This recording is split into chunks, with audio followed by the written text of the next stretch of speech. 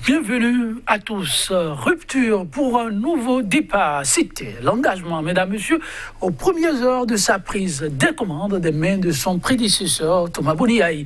Patrice Talon, le nouveau locataire du palais de la Marina, de promettre alors en son temps de révéler le Bénin au soir de son mandat. À moins d'un an de la fin de son quinquennat, les Béninois peinent à accorder le violon sur la qualité du choix opéré en 2016. Si pour certains, le Bénin est sur la bonne voie, pour d'autres, l'euphorie de 2016 a graduellement cédé place à l'amertume. L'ancien Argentine national, dans ce sens de déclarer, depuis 2016, le Bénin n'a plus d'État. En lieu et place de l'État, nous avons affaire à une véritable entreprise privée. Fin de citation. 4 ans de la gouvernance Talon, le Bénin, plus une entreprise privée qu'un réel État. Le débat, c'est tout de suite et maintenant. Ce sera le regard croisé de 2 spécialistes de questions d'ordre économique. À ma gauche, déjà sur ce plateau, le Francis Atadé, il est secrétaire général du réseau des experts en gouvernance et des analystes réalistes de discours pour le développement et membre de l'IPSIA, l'Institut privé panafricain d'études de statistiques et d'intelligence appliquée. L'économie reste son marigot. Entre autres, l'homme est à plusieurs casquettes. En tout cas, aujourd'hui, nous le recevons avec ses casquettes.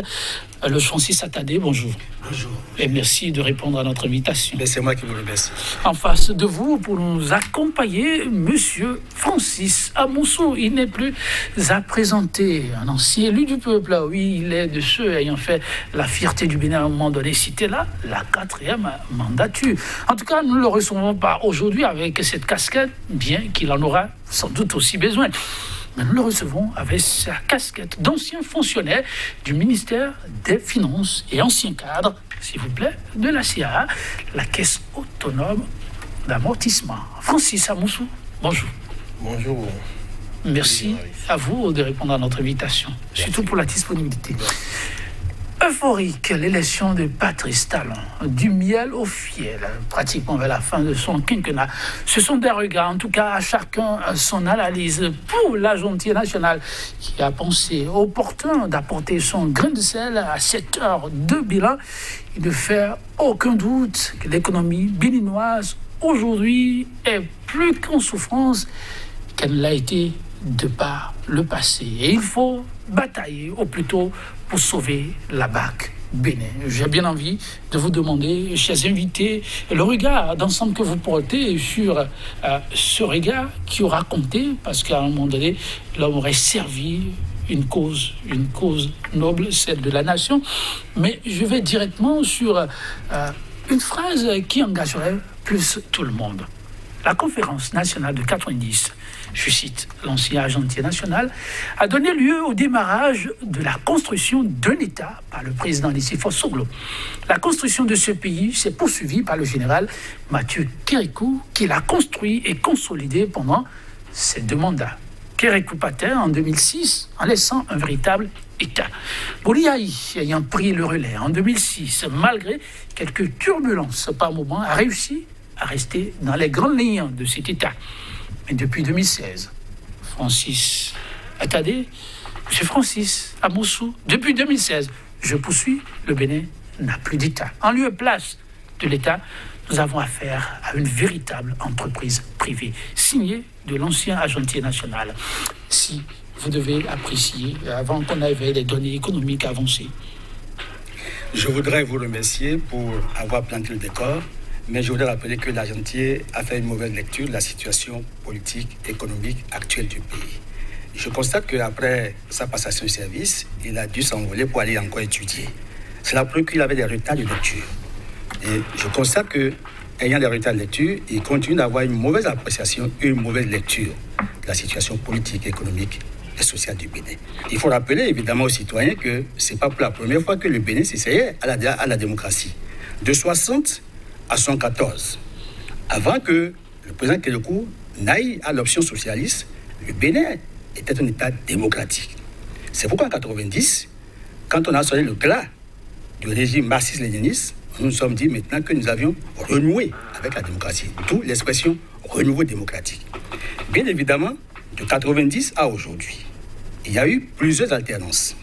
Je note que notre système démocratique fonctionne à merveille, puisque vous savez que dans une démocratie, ce sont les élections organisées à bonne date et les alternances au pouvoir qui signent la vitalité de la démocratie. Ce sont les deux mamelles nourricières de la démocratie. Et je constate que le Bénin a organisé avec succès beaucoup de consultations électorales et a réussi à faire plusieurs alternances. Bien évidemment, de 90 à 91, il y a eu une transition politique au Bénin.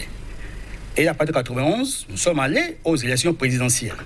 Et à l'issue des élections, le président Soglo a pris les rênes du pouvoir et a fait 5 ans, de 91 à 96. À la fin de son mandat, de son quinquennat, le président Kérékou a repris le pouvoir et est resté pendant 10 ans, de 96 à 2006. Bien évidemment, vous savez que la situation politique et économique du pays n'était pas reluisante. À partir de 2006, nous avions dit, bon, il faut aller au changement. Et on a vu un docteur qui est venu avec beaucoup d'espoir, avec un enthousiasme à la limite délirant. Ça va changer, ça peut changer, ça doit changer. Nous y avons cru. On a passé 10 ans. Au terme de ces 2 mandats, il y a encore d'autres appétits. Vous savez que c'est difficilement qu'on l'a contraint à accepter la fin des 2 mandats. Je vous parle de choses que je maîtrise mieux pour avoir été, en 2014, rapporteur de la plateforme des forces démocratiques pour les élections crédibles et transparentes au Bénin. Il y avait un 3e mandat potentiel que nous avions essayé d'étouffer. Et il faut saluer évidemment le management du président Hollande, qui n'a cessé de rappeler au président Boni-Yayi qu'il n'était pas question et que même s'il avait des appétits, le système était plus huilé au Bénin et que c'était verrouillé. Donc juridiquement, ce n'était pas possible. Les tentatives de révision constitutionnelle ont été avortées.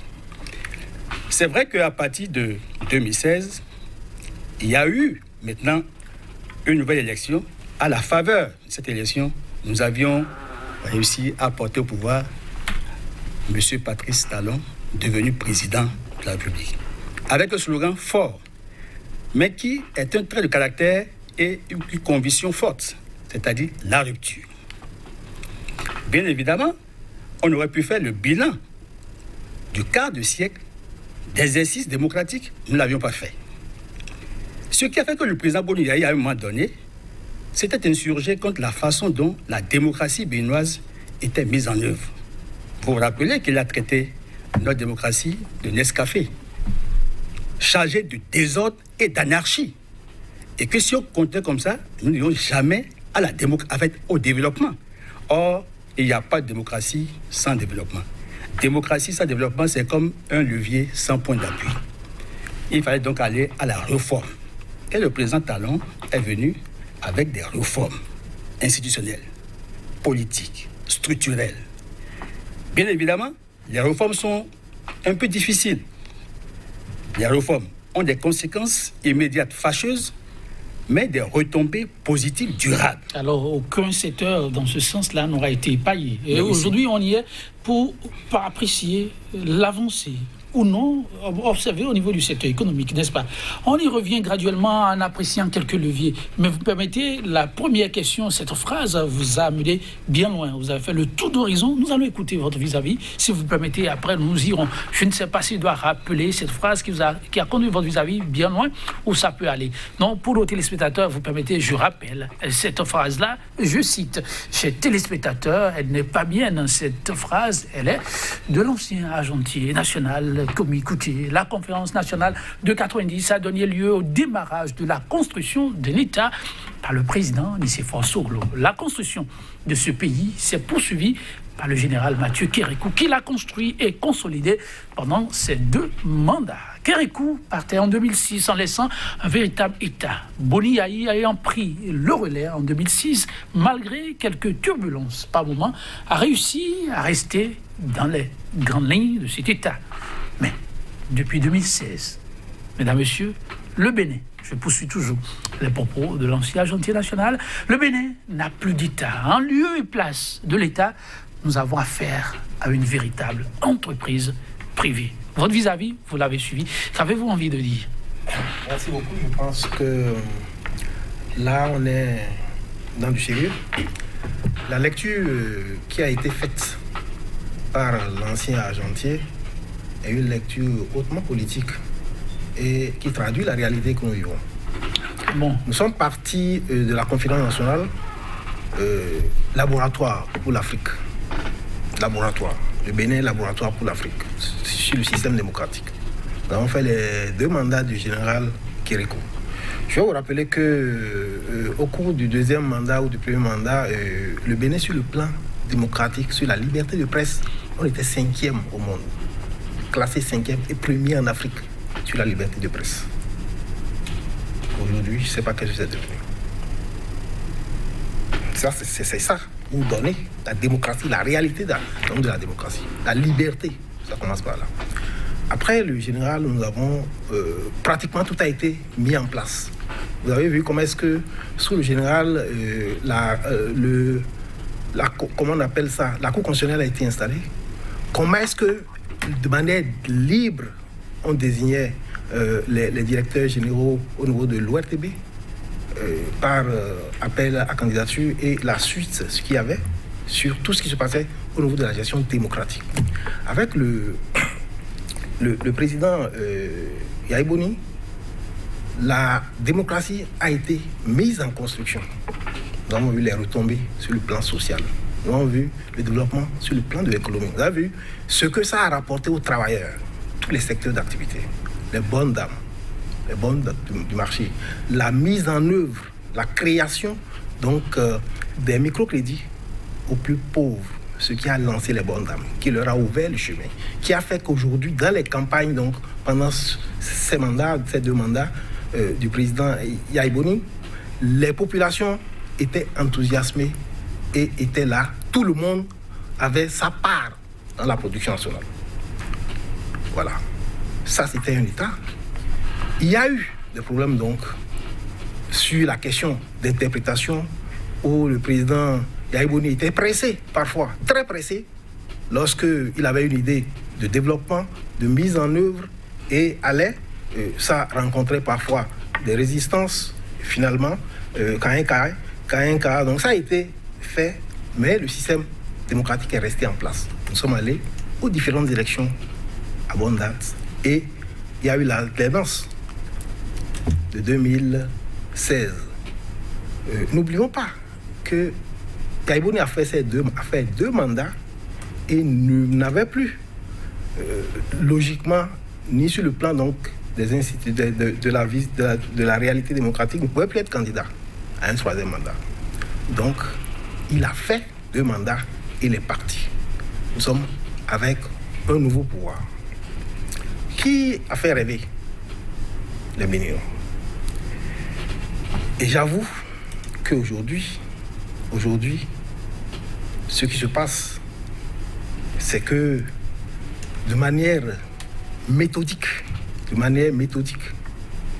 a désarmé l'État au profit du privé. On a désarmé l'État. De manière méthodique. On a désarmé l'État au profit du privé. Et on a installé le privé à la place de l'État. On est dans une confusion de rôle aujourd'hui. Une confusion de rôle. L'État en tant que force que l'État devait être. L'État arbitre, l'État au service de tout le monde. L'État là n'existe pratiquement plus. Regardez aujourd'hui, quelle entreprise d'État existe encore? On a désarmé. On a retiré à l'État sa force. On a remis au privé. Aujourd'hui, l'État est pratiquement le parent pauvre de la réalité. Et c'est l'État qui doit pouvoir être là pour que tout le monde en profite. Si cet État n'existe plus comme État, eh bien, la réalité, c'est ce que nous vivons. Nous voyons une réalité où les populations sont abandonnées à elles-mêmes. Les travailleurs, les acquis qu'ils avaient, ils les ont perdus. Et aujourd'hui, c'est le sauve-qui-peut général. Le privé au lieu que, en fait, le privé, là également, au lieu que le système profite à tout le privé, si le système profitait au privé, au système privé, aux opérateurs économiques privés, ou bien on n'allait pas vivre ce qu'on vit aujourd'hui. Il y aurait création d'emplois. Les gens, les opérateurs économiques auraient gagné, auraient développé les affaires, auraient créé des emplois. Mais aujourd'hui, eh bien, le privé non plus n'est pas gagnant. C'est une minorité de privés qui est gagnant. Une minorité, ce n'est pas tout le monde. Si vous vivez avec moi, regardez avec moi la réalité aujourd'hui. Tout ce qu'il y avait comme secteur par secteur, tout a été détruit. Tout a été détruit, pratiquement récupéré. Donc on est dans un système où l'État a fait place. L'État a disparu. L'État est en train de disparaître. Alors, et on le constate au jour le jour. Donc vous êtes en phase avec l'analyse. C'est la réalité du jour, c'est la réalité du terrain. Avec votre permission. La réalité du terrain. Oui, ce sera avec ma permission, il n'y a pas de problème. Je vais enclencher plutôt parce qu'il est question d'apprécier quand même. Quand on a occupé certains fauteuils, il y a franchement des choses qu'on maîtrise forcément. Et maintenant, quand on se retrouve dans une certaine posture, il y a des choses qu'on doit dire en mettant beaucoup de gants. Maintenant, quand on entend certaines déclarations, ça doit faire sursauter et se demander où est-ce qu'on est. Que se passe-t-il exactement? C'est le but de cet exercice et vous avez accepté librement à porter vos grains de sel et à dire rien que la vérité aux populations. C'est ce que vous avez dit. Oui, on conduit dans ce sens. Donc je vais enclencher avec ce pan-là qui semble aller dans le sens et vous me diriez ce que vous en pensez parce que j'imagine que c'est dans cette direction que vous voulez aller. Alors il poursuit presque comme pour apporter de l'eau, ou c'est vous qui apportez de l'eau à cette analyse. Et dit l'ancien agentier, pour le constat qu'il en fait, il ne cède pas là. Et il a ajouté, vous l'avez suivi, malgré lui, j'aurais bien souhaité être sur le sol béninois, mener le combat avec le peuple béninois parce qu'il faut sauver l'État qui n'existe plus, disait l'agentier national, vous l'avez suivi. Il dit, l'administration qui est le premier socle de l'État, à ma grande surprise et à ma déception, est démantelée au profit d'agences privées. Le chômage est devenu la chose la plus partagée et pas même de droit, je poursuis, pour ceux qui sont mis au chômage.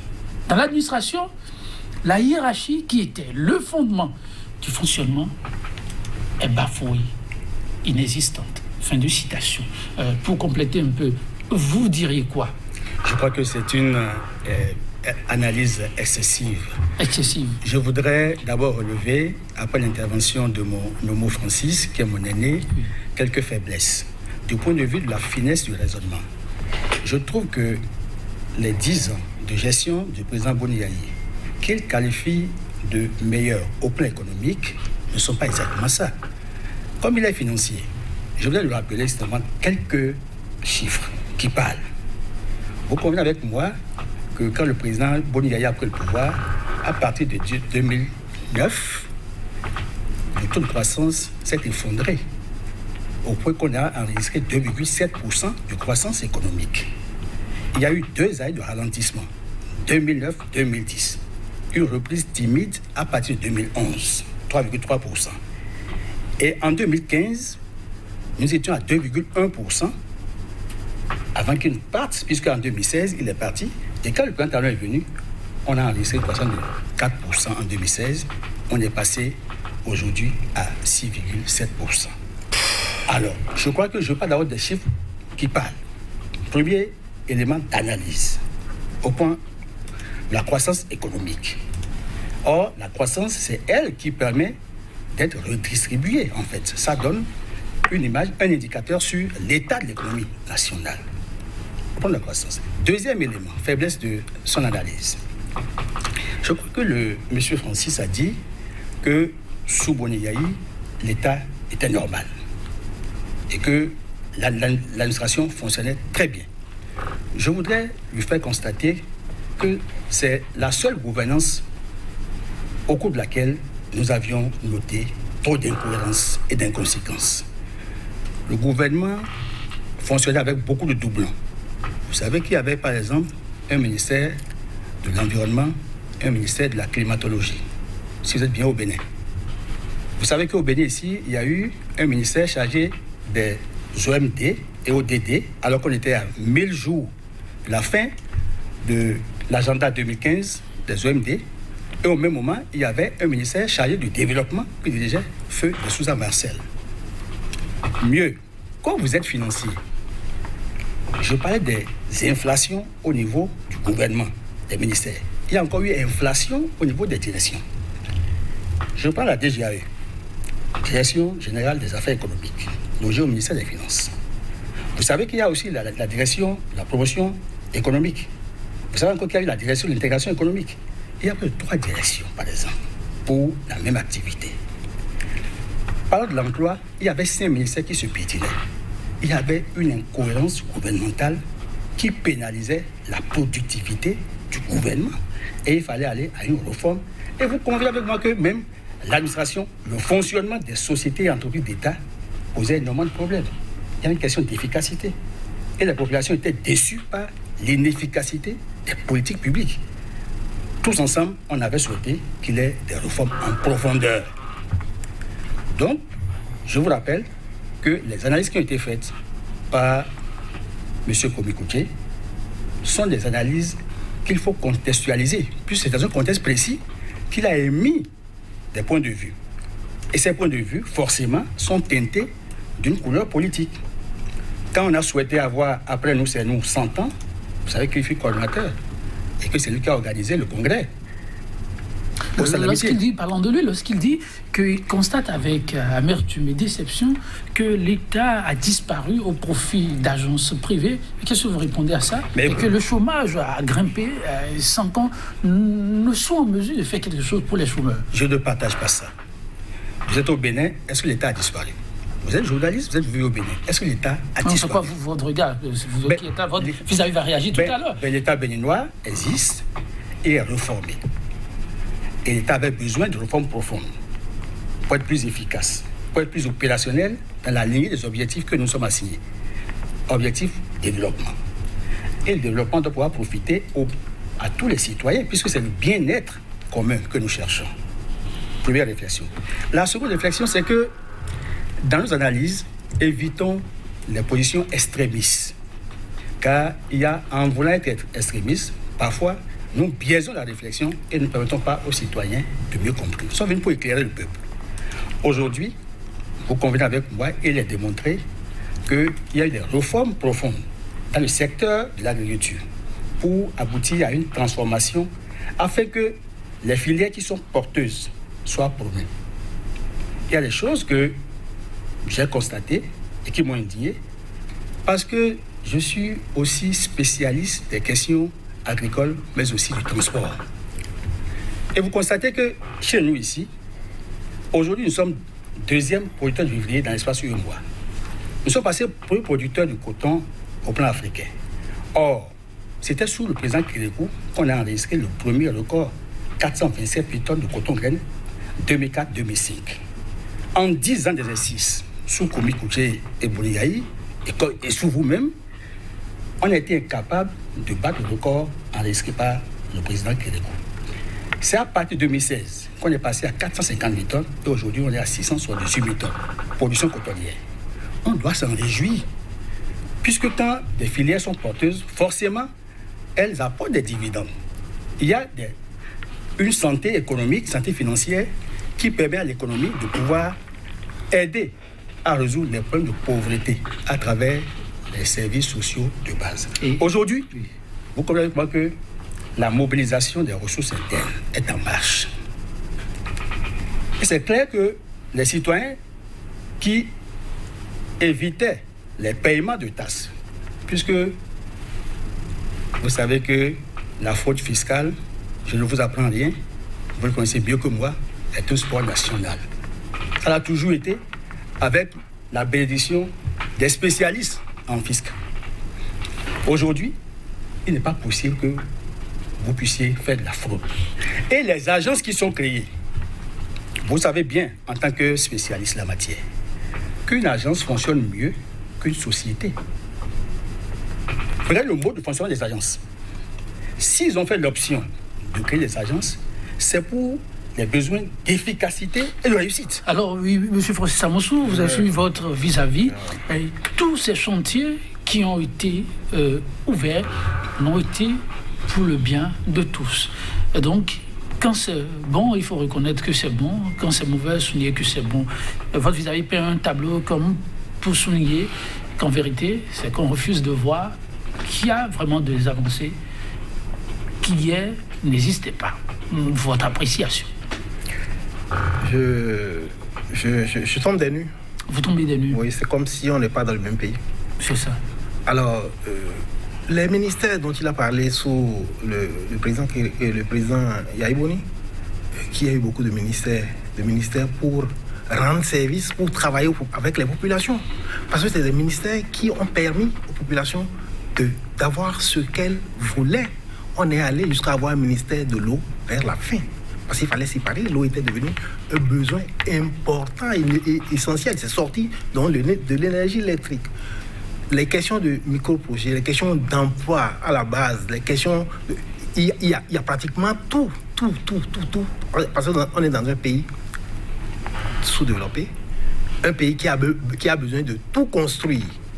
Eh bien, on n'avait pas besoin de faire d'économie, de ministères à créer. Si on pouvait en créer, l'essentiel est que ces ministères puissent faire le travail à faire pour que la population soit satisfaite.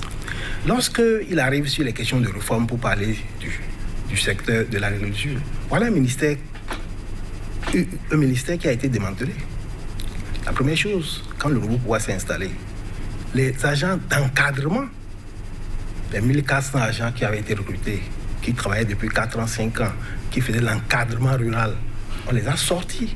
C'est les premiers chômeurs qu'on a jetés dans les rues. C'est les premiers fonctionnaires qu'on a envoyés pratiquement retourner dans le chômage. On l'a constaté. Après, on a démantelé méthodiquement tout ce qui appartient à l'État là-bas. La SONAPRA. Avant non, c'est pour dire, parce qu'il parlait, lui, il donnait la force par rapport au ministère de l'Agriculture. On a démantelé la SONAPRA est partie. L'ONASA est parti. Là où on faisait du social en achetant. Lorsqu'il y avait de la surproduction, on achetait des vivres, on les gardait et on avait des boutiques témoins pour qu'au moment de moments difficiles, la population puisse acheter au prix subventionné par l'État. Donc des vivres. C'était pratiquement... L'ONASA a disparu et l'ONS a disparu. Et les cadres ont disparu pour laisser place à des agences et on a tout centralisé autour. À tous ces endroits-là, il y a eu des chômeurs. Et puis, c'est une seule structure, pratiquement une seule entité qui a pris tout. Vous avez dit et qui fait concurrence à l'État. Pratiquement qui a déshabillé l'État et a remis. Alors, lorsqu'il dit que sous Yahi Boni, le coton n'a pas fait de boom, c'est la personne qui était dans le coton, le secteur coton, qui était là sous Yahi Boni. Ça n'a pas changé. Qu'est-ce que vous voulez dire? Ça n'a pas changé. Celui qui avait le coton, qui gérait le coton et les intrants, tout ce qui rapportait sous le coton, a été la même personne sous Yahi Boni que du temps de Kérékou. Donc, ça n'a pas changé. Alors, je ne sais pas s'il y a eu des problèmes, ce n'est pas Yahi Boni. Donc, il faut savoir ce que vous dites. Rien n'a varié. Au contraire, les choses ont été confortées. Mais est-ce que c'est un homme qui gère le coton ou c'est l'État qui gère le coton? C'est pour dire. Si vous avez failli confesser que vous avez à la hauteur. C'est pour dire que, en fait, aujourd'hui, où pratiquement l'État a disparu pour laisser place à une seule structure privée autour du coton et autour du ministère et au niveau du ministère de l'Agriculture, vous regardez, l'État a été affaibli complètement. Est-ce que vous pouvez dire la vérité?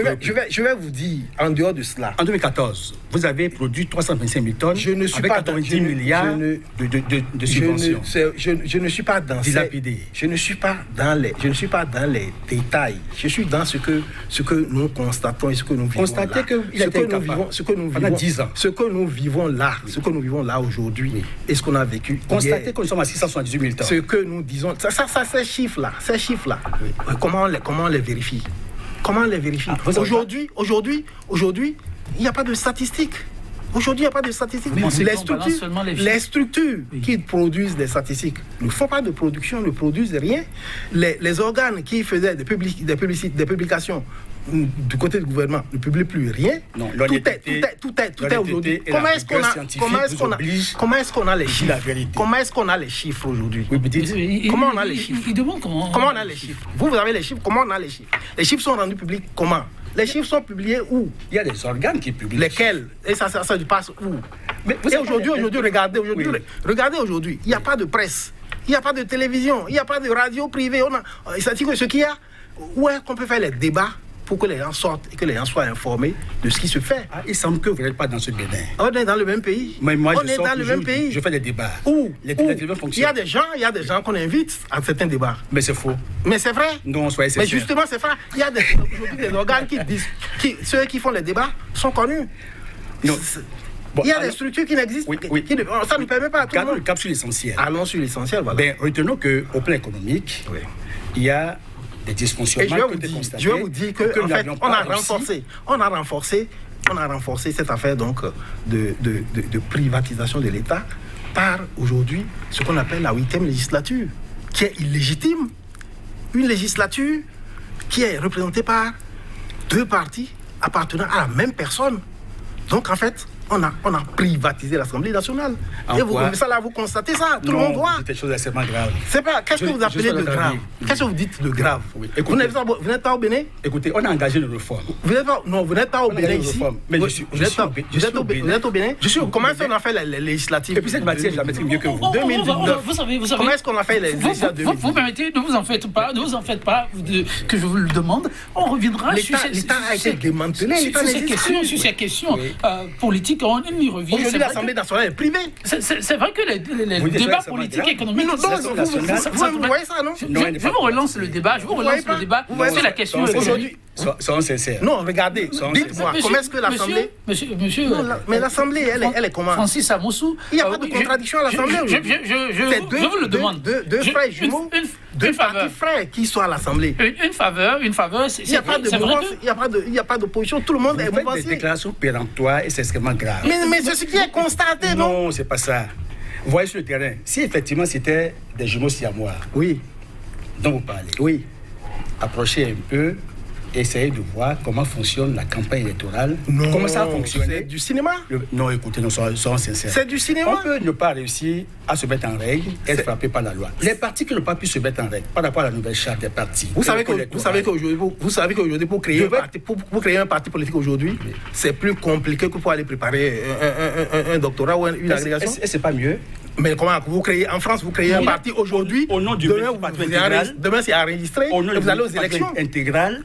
Nous sommes passés, vous le savez bien, de 90 à 2016, avant la réforme qui est en cours. Oui. Nous sommes passés à près de 300 partis politiques. Mais ça, pour un petit pays. En quoi ça j'aime? Ce qui suppose effectivement qu'il y a 300 projets de société pour ce Bénin. En quoi ça la paperasse.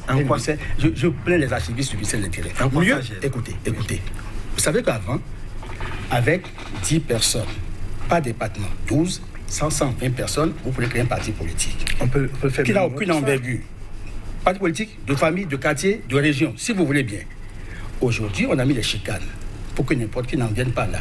Et que ce soit des gens organisés et que les partis aient une envergure nationale. Puisque un parti politique, en fait, est créé. Qu'est-ce que vous appelez envergure nationale? Vous obligez les gens à se mettre ensemble? Mais écoutez... Vous obligez les gens à se mettre ensemble. On ne l'oblige pas. Ce n'est pas un parti politique. Alors, le débat économique, nous allons le poursuivre avec votre permission. Je vous ai laissé échanger.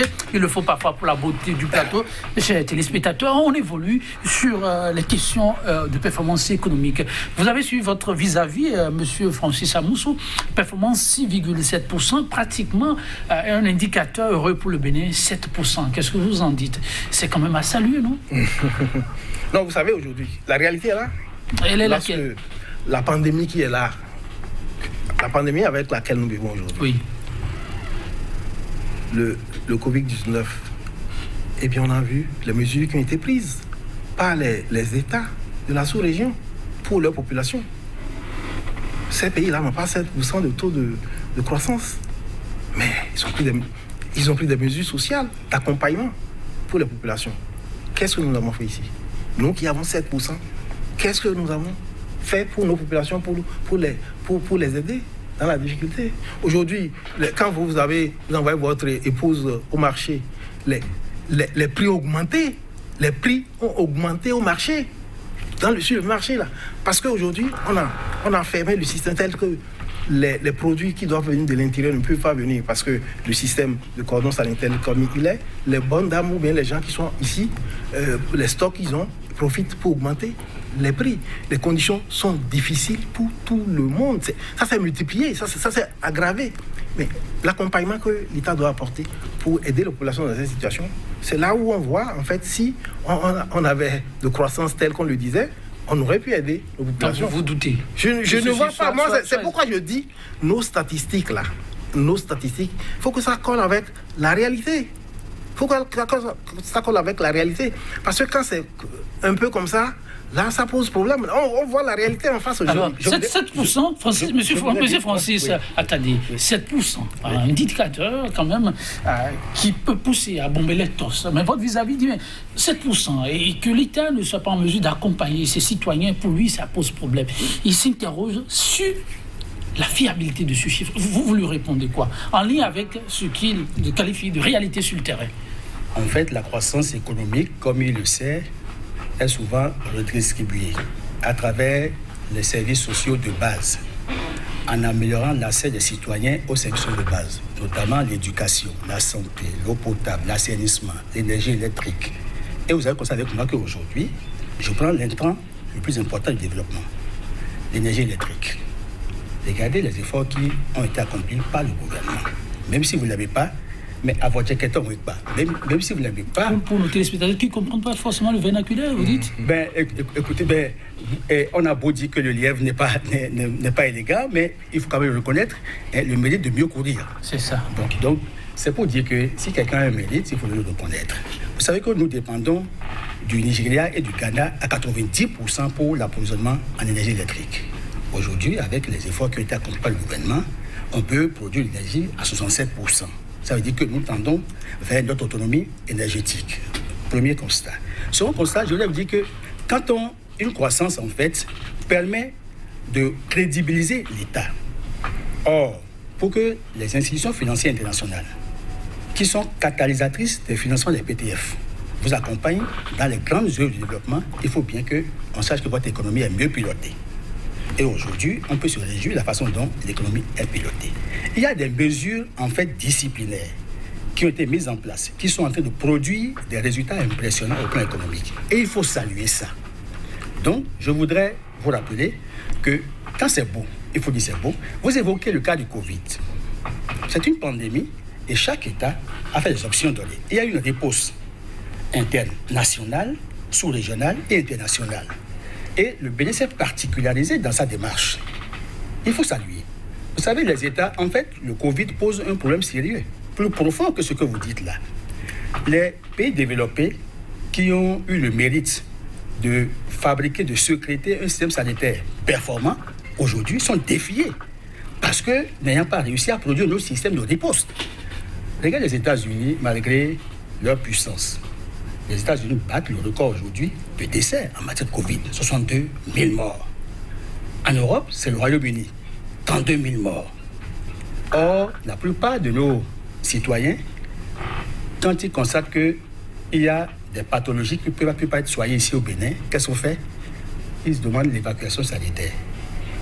Le gouvernement qui est en place a estimé que le système d'évacuation, par exemple, ne profite pas à tous les citoyens. Et pour que tous les citoyens puissent profiter, par exemple, de ce système-là, l'article 8 de la Constitution dispose que l'État doit faire en sorte que chaque citoyen puisse avoir égal accès à la santé.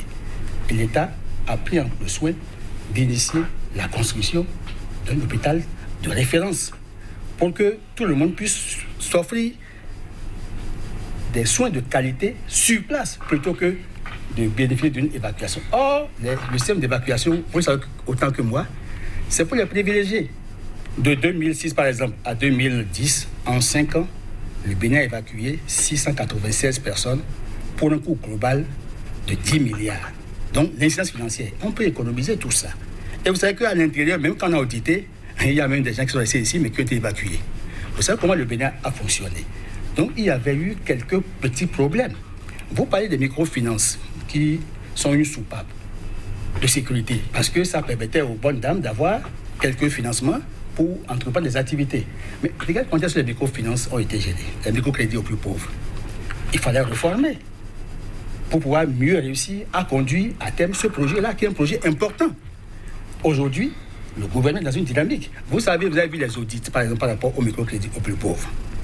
Sur les 20 milliards qu'on dégageait, combien allait encore dans les poches, combien retournait encore dans les poches de ceux qui sont en charge de piloter, évidemment, ce projet. Je ne veux pas révéler sur ce plateau des informations extrêmement sensibles. Donc les 7% d'indicateurs vont bien quelque part. Alors, quand vous l'avez suivi... Quand vous parlez de... Il a dit que ça se répartit sur le plan pour renforcer, dans le social. Oui.